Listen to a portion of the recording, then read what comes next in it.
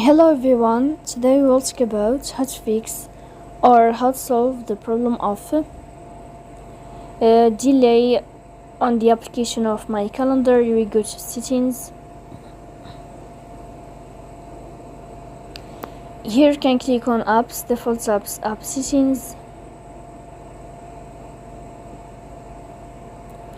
On above you can search about my calendar.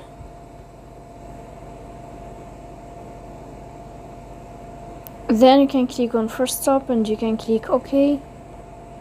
Here we'll enter to the window of storage. Then you can click on clear cache. In the end you can turn off your phone and you can turn on your phone again. So please don't forget to support us by like and subscribe. See you next time in another video.